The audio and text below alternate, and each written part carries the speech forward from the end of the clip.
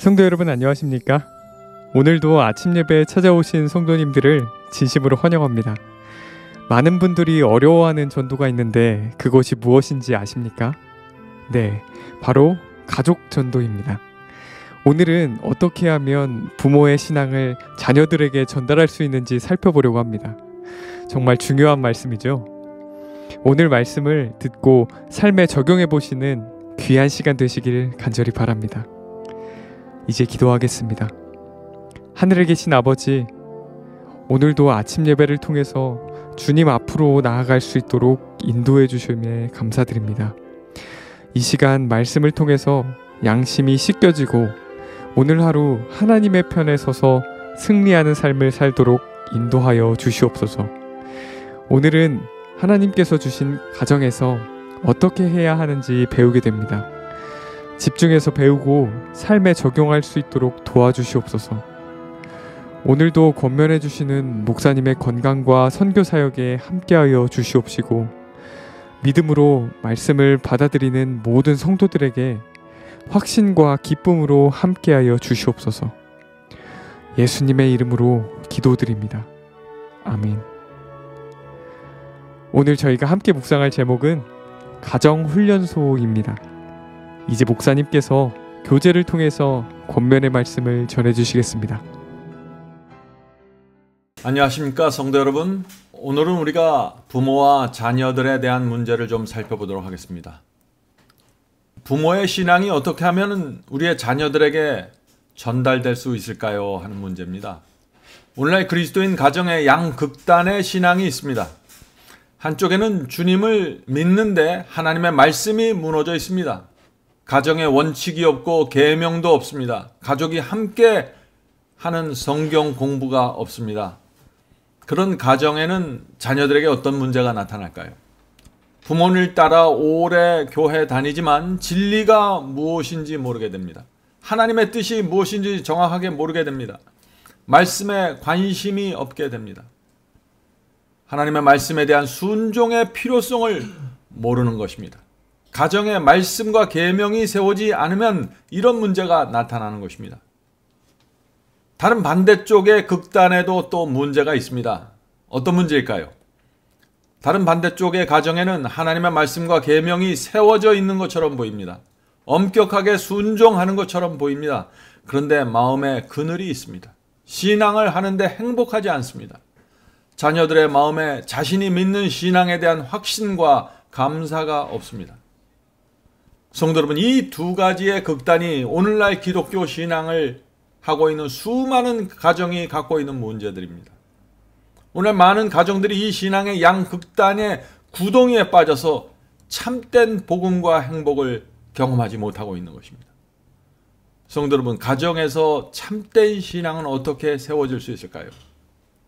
자, 오늘 본문 성경절이 아주 좋은 빛을 우리에게 줍니다. 시편 119편 35절입니다. 나로 주의 계명의 첩경으로 행케 하소서. 내가 이를 즐거워함이니이다. 시편 기자는 주의 계명을 지키는데 즐겁다고 했습니다.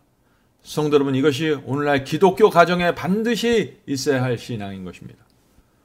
부모와 자녀가 주의 말씀과 계명에 순종하면서 따라가는데 그 신앙에 그 삶의 즐거움과 만족이 있어야 하는 것입니다. 자녀들은 부모가 신앙생활에서 충성과 감사하는 그 모습을 보아야 하는 것입니다. 새벽 기도하고 통성기도하고 성경을 통독하는 것으로만은 부족합니다.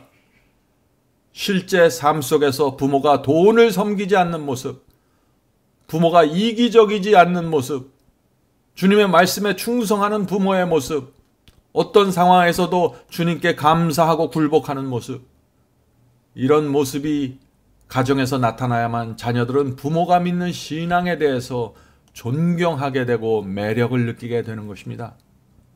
성도 여러분, 성경은 감사와 순종의 신앙이 얼마나 중요한지 말하고 있습니다.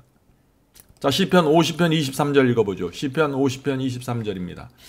감사로 제사를 드리는 자가 나를 영화롭게 하나니. 자, 하나님은 어떻게 영화롭게 합니까? 우리가 가정에서 하나님께 감사하면 영화롭게 되는 것입니다. 그 행위를 옳게 하는 자에게 내가 하나님의 구원을 보이리라. 성도 여러분, 하나님께서 어떤 사람에게 구원을 보이신다고 했습니까? 가난 속에서 감사하고 고난 속에서 감사로 하나님을 영화롭게 하는 사람들이죠. 또 그 행위와 삶에서 하나님을 향한 내 진심이 표현되는 그런 사람들에게 하나님의 구원이 어떻게 이루어지는지 그 실체가 나타나게 된다는 것입니다. 성도 여러분, 우리의 가정에서 이런 신앙이 나타나면 자녀들을 위한 놀라운 신앙 교육이 자연히 아름답게 이루어지게 되는 것입니다. 자, 본문 읽으면서 오늘 말씀을 생각해 보도록 하겠습니다. 어떤 사람들은 하나님의 율법이 폐지되었다고 가르쳐 왔다. 정말 폐지되었다면 우리에게는 아무런 품성의 표준도 없을 것이며 하나님의 의로운 요구사항을 우리에게 보여줄 것이 아무것도 없게 될 것이다. 성도 여러분, 자녀 교육과 우리 가정 교육에서 순종과 복음의 가치가 정확하게 이해되지 않으면 우리 가정 속의 신앙이 올바로 세워질 수 없습니다. 오늘 기독교의 가장 큰 문제가 뭔지 아십니까? 교회에서 십자가에서 하나님의 계명이 폐지되었다는 설교를 듣는 것입니다. 수많은 가정들이 교회에 가서 더 이상 계명을 지킬 필요가 없다는 설교를 듣고 있는 것입니다. 이런 이야기를 교회에서 듣는 것입니다. 지금은 은혜의 시대입니다. 더 이상 계명에 묶이지 않아도 됩니다. 어차피 우리는 순종할 수 없고 죄를 이길 수 없는 사람들입니다. 하나님의 사랑에 기대어 구원받으십시오. 순종하려고 하는 그 자체가 교만입니다. 성도 여러분, 우리의 자녀들과 가족들이 이런 가르침을 받아들이면 어떻게 될까요? 그 가정의 신앙은 무너지게 되는 것입니다. 자녀들은 순종의 필요성을 잃어버리고 말씀에 관심이 없는 자녀들로 자라게 될 것입니다. 진리의 가치를 보지 못하게 될 것입니다. 성도 여러분, 사도 요한의 말씀을 들어보세요. 오늘날 기독교에서 하는 이 설교와 정반대의 말씀을 하고 있습니다. 요한일서 2장 4절입니다. 요한일서 2장 4절. 저를 아노라 하고 하나님을 아노라 하고 그의 계명을 지키지 아니하는 자는 거짓말하는 자요 진리가 그 속에 있지 아니하고. 얼마나 분명합니까? 사도들은 하나님을 안다고 하면서 계명을 지키지 않는 신앙을 전혀 인정하지 않습니다. 그런 신앙을 거짓이라고 했고 진리가 그 속에 없다고 했습니다. 왜 그럴까요? 성경의 복음은 단순합니다. 성경의 복음은 사랑하면 순종한다입니다. 우리가 주님을 정말 사랑하면 그의 말씀과 계명을 지키게 된다 하는 것이죠. 너무나 당연한 것이죠. 그래서 로마서 13장 10절에도 이런 말씀이 있는 것입니다. 로마서 13장 10절. 사랑은 이웃에게 악을 행하지 아니하나니 그러므로 사랑은 율법의 완성이니라. 성도는 어떻게 사랑이 하나님의 율법을 완성시킬 수 있을까요? 하나님을 우리가 진심으로 사랑하면 우상 섬기지 말라는 계명을 지키게 되기 때문입니다. 하나님을 우리가 진심으로 사랑하면 거짓말하지 말라, 간음하지 말라는 계명을 지키게 됩니다. 하나님을 사랑하기 때문에 그런 계명을 범할 수가 없는 것입니다. 성도 여러분, 우리가 정말 하나님의 사랑과 은혜가 정말 무엇인지 알면 우리는 하나님 앞에 납작 엎드리게 되는 것입니다. 하나님의 뜻을 거역한다는 것은 생각도 하지 않게 될 것입니다. 성도 여러분, 사랑과 은혜는 율법을 무시하거나 배제하는 것이 아니라 오히려 순종케 하는 원동력이 되는 것입니다. 그것이 바울이 전한 복음입니다. 바울은 그래서 믿음에 대해서도 분명한 진리를 세워놓았습니다. 로마서 3장 31절이죠. 로마서 3장 31절. 그런즉 우리가 믿음으로 말미암아 율법을 폐하느뇨 그럴 수 없느니라. 도리어 율법을 굳게 세우느니라. 성도 여러분, 주님을 믿으면 주님의 말씀과 계명을 굳게 세우게 됩니다. 자, 굳게 세운다는 것이 무엇일까요? 순종한다는 뜻입니다. 오늘날 두려운 사실은 죄와 불순종을 가볍게 여기는 설교일수록 사람들에게 인기가 있다는 것입니다. 이런 설교들이 가정으로 밀물처럼 밀려 들어오고 있는 것입니다. 그래서 가정에서 순종이 사라지고 신앙이 혼돈 속으로 들어가 버리는 것입니다. 자녀들은 신앙을 어떻게 해야 할지 몰라서 길을 잃어버리고 말았습니다. 그저 교회 가서 크게 찬양하고 열정적으로 찬양하면 그것이 신앙의 전부인 것처럼 착각하고 된 것이죠. 계속 읽겠습니다. 우리는 불확실성의 바다에서 표류하지만 가족관계의 엄숙한 책임을 다루는 일을 위한 아무런 지침도 갖지 못하게 될 것이다.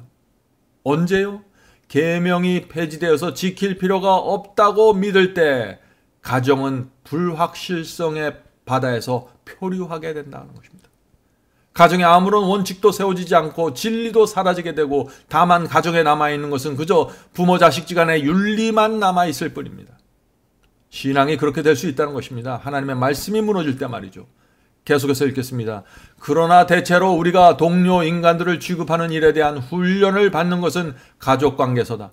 만일 하나님이 인간의 지성을 규제할 아무런 법도 갖고 계시지 않다면 그것에 맞추어 우리 가족이 그들의 품성을 형성할 모본으로서 그분의 품성을 나타낼 수 있는 것이 없다면 무엇이 인생의 옳고 바름과 품성의 완전을 구성하는지에 대해 우리 자녀들에게 어떤 인상을 심어줄 수 있을까?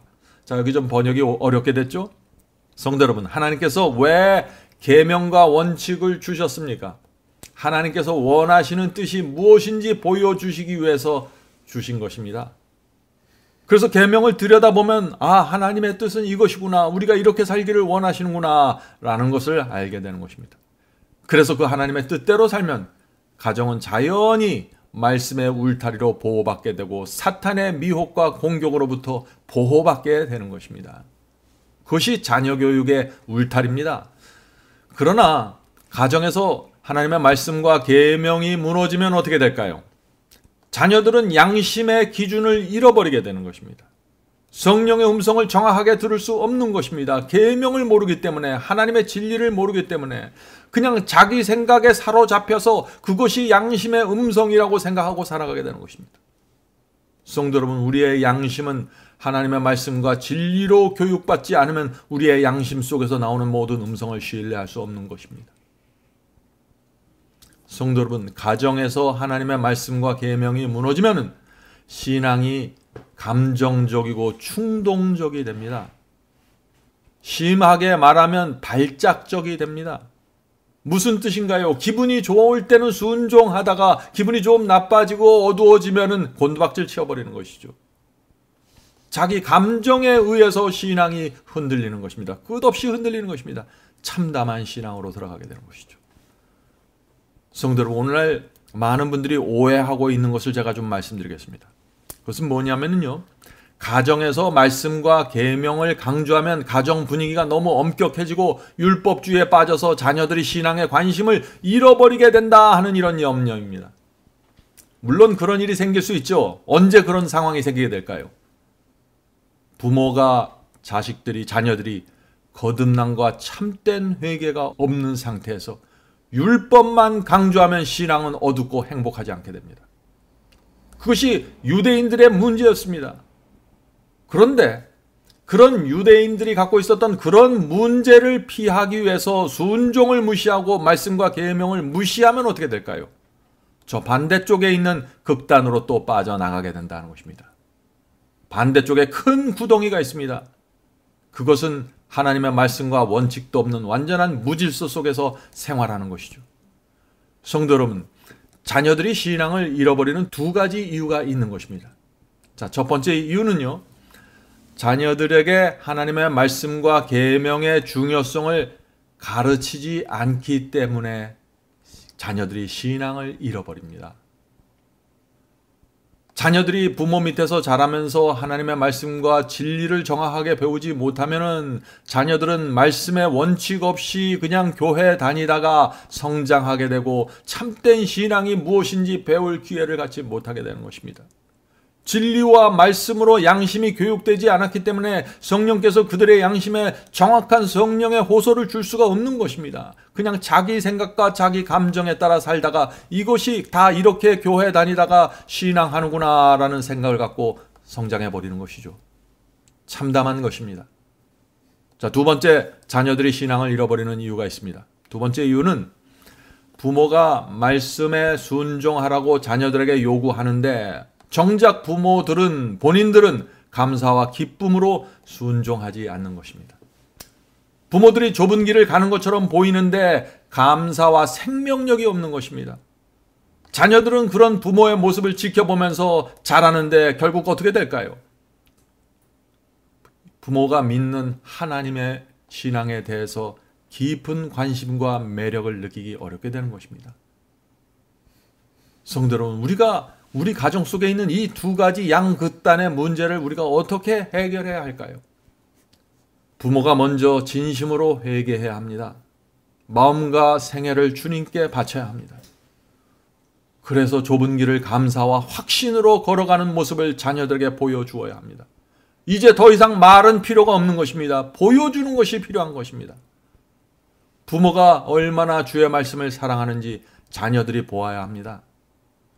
부모가 돈을 사랑하지 않는 모습을 자녀들이 확인해야 합니다. 부모가 얄팍하게 살아가지 않는 모습을 자녀들이 보아야 합니다. 하나님을 믿는 부모의 모습에서 정말 진정한 충성과 행복을 보아야 하는 것입니다. 그것이 최고의 자녀교육법입니다. 자, 그렇다면 이미 자녀들이 큰 경우에 어떻게 해야 될까요?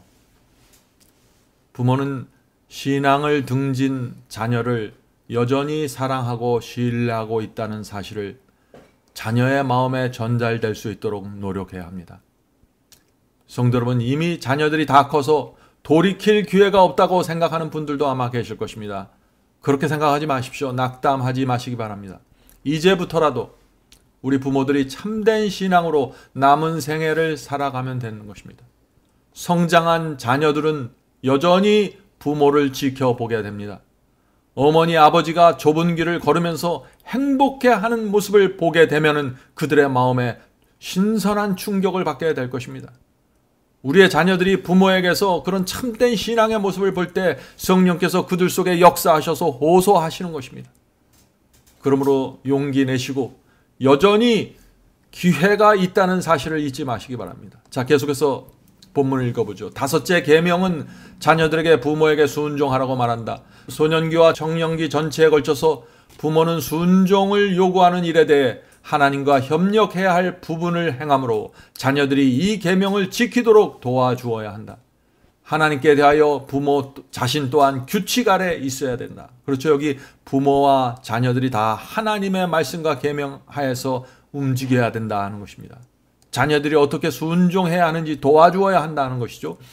부모들은 자녀 앞에 본을 보이고 확고부동하게 결합된 인내와 관용을 나타내므로 귀중한 품성의 특성을 나타내야 한다. 그렇게 하여 그들은 자녀들이 하늘 아버지를 순종하도록 교육시켜야 한다. 사탄은 무질서하고 통제가 잘 안 되는 가정을 바라보고 기뻐한다. 이는 그의 성공은 대체로 그가 지상의 가족들을 통제할 수 있느냐의 여부에 달려있기 때문이다. 그는 기어코 의의 표준이 품성 형성의 기준이 되지 못하게 만들 작정이다. 성도 여러분, 이 사탄은 그리스도인 가정이 얼마나 중요한지 잘 압니다. 한 가정이 진리 위에 하나님의 말씀에 제대로 세워질 때 그 여파와 그 에너지가 얼마나 강력하게 나올 줄 아는 것입니다. 그래서 가정을 집요하게 공격하는 것입니다. 사탄이 가장 좋아하는 먹잇감이 무엇일까요? 그것은 우리의 자녀들입니다. 왜 그럴까요? 우리의 자녀들은 세상에서 강력한 끌어당김을 받고 있기 때문이죠. 오늘날 자녀들은 부모에게 배우질 못합니다. 친구들에게 배우고 텔레비전과 연예인들에게 지금 배우고 있는 것입니다. 성도 여러분, 우리 부모들은 우리의 자녀들이 지금 이런 상황에서 성장하고 있다는 것을 정확하게 목격해야 되는 것이죠. 그래야만 우리가 우리 자녀들을 어떻게 붙잡아 줘야 될지 볼 수 있는 것입니다. 쉬운 일이 아니죠. 자, 어떻게 우리가 자녀들을 교육해야 할까요? 첫 번째는 우리 부모는 자녀와 정말 친한 친구가 되어야 합니다. 친구에게 말하지 못하는 것을 어머니와 아버지에게 말할 수 있을 정도가 돼야겠죠. 자녀를 부모의 사랑의 끈으로 강하게 붙잡고 있어야 됩니다. 세상으로 딸려나가지 말게 말이죠. 두 번째는 부모가 믿는 신앙이 얼마나 행복하고 매력적인지 자녀들이 보아야 합니다. 세상에 나가서 세상 사람들과 어울려 살아봤자 죽도록 일하다가 스트레스 받는 것밖에 없는데 부모가 믿는 이 신앙으로 들어가면 세상에서 도무지 얻을 수 없는 행복과 만족과 평안이 있다는 사실을 자녀들이 보아야 하는 것입니다. 그것이 자녀 교육에 있어서 아주 굉장히 중요한 요소입니다. 성도 여러분, 이런 가정에서는 하나님의 말씀과 계명이 분명하게 세워져도 결코 가정이 어둡게 되거나 율법주의로 빠지거나 그늘이 생길 수 없게 될 것입니다.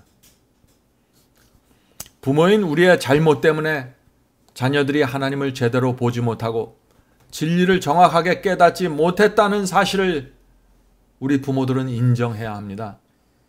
자녀들에게 그동안 잘못했다고 말하고 다시 시작해야 하는 것입니다. 아직도 늦지 않았습니다. 하나님께서 지금도 여전히 역사하고 계시는 것입니다. 자, 마지막 문장을 읽겠습니다. 십계명은 하늘의 하나님에게서 이르러 온다. 그분의 심령은 사랑이 충만하여 하며 그분의 지혜가 무한하시며 결코 실수함이 없는 분이시다. 그분은 지혜로우셔서 잘못하지 않으시고 선하셔서 그분의 요구사항을 순종하려는 사람은 단 한 사람도 해하지 않으신다. 여호와의 법을 순종하고 집행하는 사람들에게 복이 뒤따를 것이다. 이 세상에서 부모와 자녀의 행복과 평강과 그들의 최선의 유익은 그분의 법도 안에 행함으로만 이룩될 것이다. 이는 그렇게 하므로 그들이 하늘의 하나님과 조화되기 때문이다. 성도 여러분, 십계명은 하나님께서 만드신 법입니다.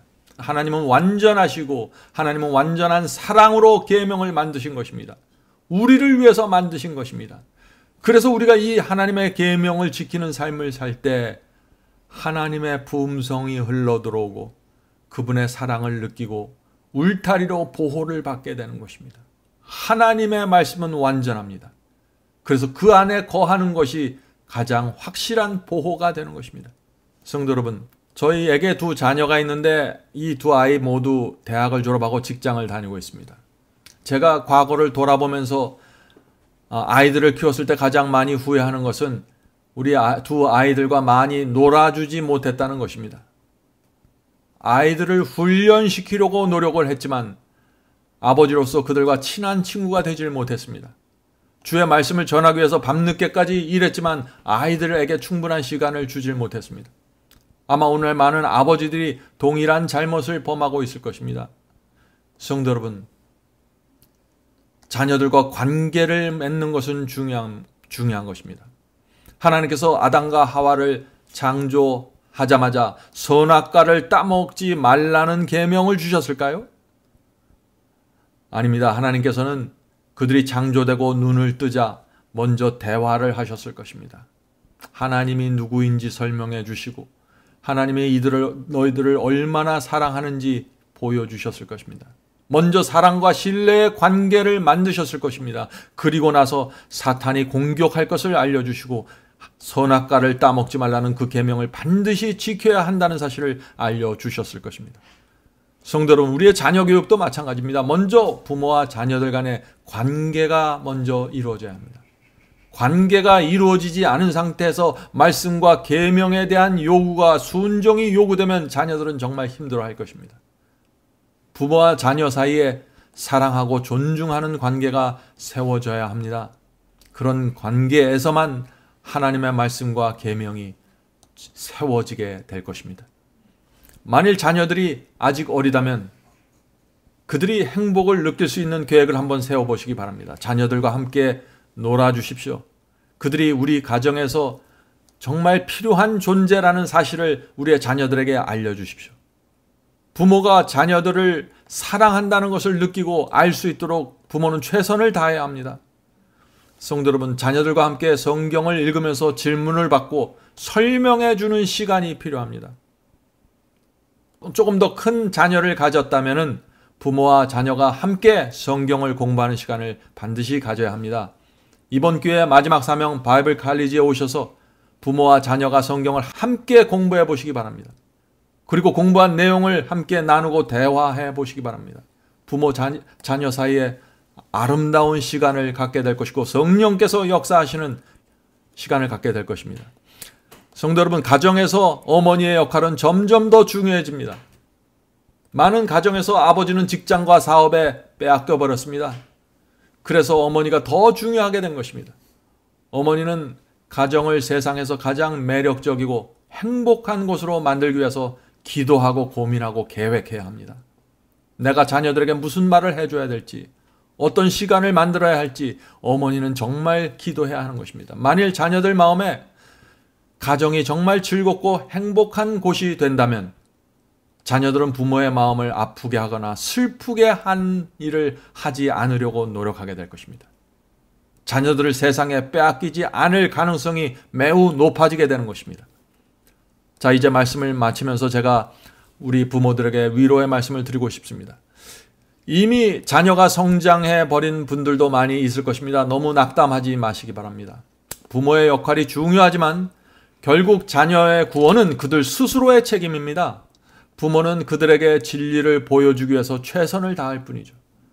남은 우리의 생애 동안 하나님께 충성하는 모습을 보여주는 것이 우리에게 남은 마지막 역할이 될 것입니다. 구약시대 선지자 자녀들 중에서도 빗나간 자녀들이 있었죠. 부모가 경건하다고 해서 자녀들이 다 경건해지는 것은 아닙니다. 왜냐하면 우리 자녀들도 그들 스스로 세상 욕심 버리고 좁은 길을 가겠다는 결단을 내려야만 하는 것입니다. 그래야만 그들도 구원받을 수 있는 것이죠. 자녀들의 구원을 억지로 부모가 만들어줄 수 있는 것은 아닙니다. 오늘 아침에 우리 하나님께서 우리 부모의 부족함을 불쌍히 여겨주시고 자녀들의 구원을 위해서 끝까지 역사해 주시길 우리 간절히 기도하게 되기를 바랍니다. 자, 이제 기도하겠습니다. 하늘에 계신 저희들의 아버지, 지나간 생애 동안 저희들이 아는 선 안에서 자녀들을 교육시키려고 애쓰고 애썼지만 수없이 실패한 경험을 갖고 있습니다. 주여, 저희의 부족함을 용서해 주시고 이제 저희 남은 생애 동안 똑같은 실수하지 않도록 도와주시옵소서. 먼저 저희 자신이 하나님 앞에 굴복하고 생애와 마음을 주님께 온전히 드려서 하늘에서 내려오는 생명을 받고 날마다 거듭나고 날마다 자아가 죽는 생활할 수 있도록 도와주시고 자녀들을 대할 때마다 행복과 하늘의 기쁨이 전달될 수 있도록 도와주시옵소서. 우리 자녀들 하나님이시여 불쌍히 여겨주시고 세상에 나가서 시달리고 수많은 유혹과 압력을 받고 있습니다. 그 가운데서 저희 자녀들이 하늘을 향해서 가야 됩니다. 주여, 어떻게 해야 될까요? 저희 자녀들에게 날마다 성령께서 역사해 주셔서 그들 양심에 호소하시고 아버지 어머니가 믿는 신앙으로 돌아올 수 있도록 도와주시옵소서. 하늘에 계신 아버지, 저희의 자녀들을 주님께 맡깁니다. 저희가 할 수 있는 역할을 최선을 다해서 합니다. 그러나 하나님께서 움직여 주셔야만 기적이 일어날 수 있습니다. 주여, 도와주시고 인도해 주시옵소서. 예수님의 이름으로 간절히 기도드립니다. 아멘.